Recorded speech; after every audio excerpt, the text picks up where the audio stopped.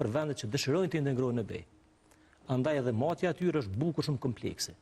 Është bukur shumë e vështirë sa që po të punosh në administrat e kupton se sa punën e ke në relacion me sigmen. Fillimisht është çështja e pyetjeve që bëhet në kuptim të ekzistimit të një kornize ligjore, të një kornize strategjike, procesi i validimit që për ta shumë e rëndësishme nëse ato janë, pastaj çështje tjetër është intervistimi me secilin prej këtyre dhe në fund ditës një raport që del nga Sigma nuk guxon të kaloj këto filtra dhe të dalë me një informacion të gabueshëm. Tash nga viti 2022, në kuptim të kornizës strategjike, Kosova në atë kohë vlerësoi që ka një numër të madh të dokumente strategjike. Ato dokumente janë mbivendosës nda njëra tjetrës, ato dokumente nuk komunikojnë njëra me tjetrën dhe shpeshherë krijojnë edhe paqartësi edhe në implementim. Në numër të madh aktivitetesh dhe shumica e atyre të pazbatuara. Në vitin 2022 ne kemi arrit fillimisht të ulim numrin e dokumenteve strategjike për pjesën e reformës në administratën publike gjithmonë, vetëm kësaj pjese për referuar. Nga 4 në 2.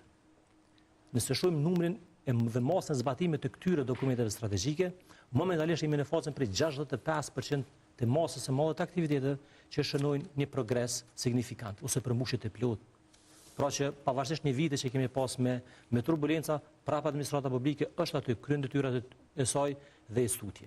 Kjo sa përket elementit të kornizës strategjike, sa përket kuadrit ligjor, Kosova provon gjithmonë të ndjek atë që njihet si aki komuniter për ligjet e BE-s, ndoshta janë shumë komplekse, ne provojmë të jemi në frymen dhe të ndërtojmë bashkërisht ligjet së bashku me partnerët tonë zhvillimor.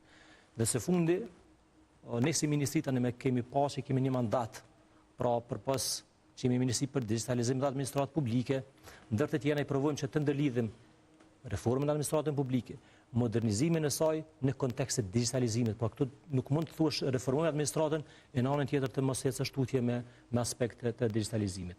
Pra këtë vlerësimi që ne bëm duke referuar raportit të Sigmës, për shembull në një rast, ne jemi më mirë se Mali Zipozom dhe Maqedonia e Veriut, sa përket fushës së transparencës dhe llogaritjes institucionale. Po dhe të fusha ku zakonisht nga këto 5 që përmenda që kemi pas performancë më të mirë, të fusha që kemi pas më pak performancë të mirë, e që është fusha për shërbimin publik dhe menaxhimin e burimeve njerëzore, prapë edhe në këtë fushë jemi më mirë se vendet e tjera të rajonit. Pra ne nuk jemi të kënaqur me këtë vlerësim, sigurisht ne dëshirojmë që të punojmë edhe shumë, mirë, po edhe aty ku jemi të vlerësuar më së paku, prapë jemi në linjë ose më mirë se disa vendet e tjera. Ne kemi një poentim nga 40 poena nga 100 të mundshmet, ndërkaq Mali Zipozom dhe Maqedonia kanë 30 respektivisht 33 pikë. Edhe ato ku jemi keq, prapë qëndrojmë mirë se vendet e tjera të rajonit. A do të na kënaqë? Besoj se jo. Në kontekstin tim gjithmonë sikur shërbyes civil, me obligimet e mia që i kam të punës që unë i bëj, mendoj që kjo është një hap i mirë po të shumë edhe planifikime gjatë këtij viti se ku dëshirojmë të arrijmë. Më fundon më shakton kuptimin e një hyrje rreth kësaj dhe sigurisht që mund të diskutojmë për çështje edhe më konkrete. Patjetër do të flasim edhe për gjëra konkrete gjatë këtij emisioni. Zonja Ramaj, donatorët sigurisht që luajnë një rol të rëndësishëm në këtë drejtim që jemi duke diskutuar. Prej perspektivës tuaj, pse është rëndësishme mu fokusu në grup kapitullin e parë pikërisht tani në Kosovë? Në fakt e fillove me pjesën e rëndësisë pse ka, për shkak se është thelbi komplet procesit të integrimit evropian. Nëse shohim komplet procesin integrues të çdo vendi, kandidat apo kandidat potencial, fillon me grup kapitullin e parë, vazhdon dhe përmbyllet me atë.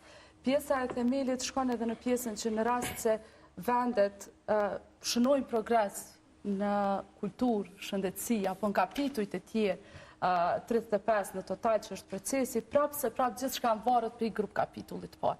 Në rast se ka stagnim në grup kapitullin e parë të reformave edhe hapave të cilët vendet duhet të ndërmarrin, atëherë komplet procesi i integrimit evropian ka stagnim. Edhe këtu derivon komplet rëndësia pse jo vetëm Kosova e ka, po edhe shtetet anëtare të Bashkimit Evropian, këtë rast edhe Holanda, i kushtojnë rëndësi specifike kësaj fushe.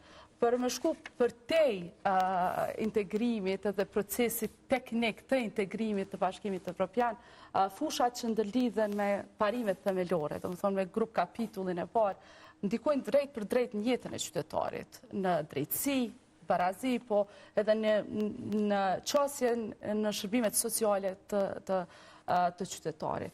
Gjithashtu, ajo që ka e përmendit dhe që Majli po du më ndërlidh me procesin e Shqipërisë, që ta Shqipëria në këtë rishikimi që është bërë për këto 3 vende, Shqipëria ka rritë dhe besueshmërinë edhe nga ana e Bashkimit Evropian për seriozitetin në reforma, për gjithë reformën që ka bërë në sistemin e drejtësisë. Kjo është edhe një faktor shtesë i krejt procesit edhe rëndësisë që e ka grup kapitulli parë.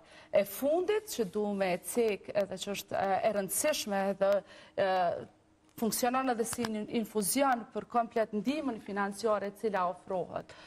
Çdo progres në grup kapitullin e parë liron ose ofron qasje më të madhe në fondet cilat vinë, jo vetëm për Bashkimit Evropian, po edhe për shteteve anëtare.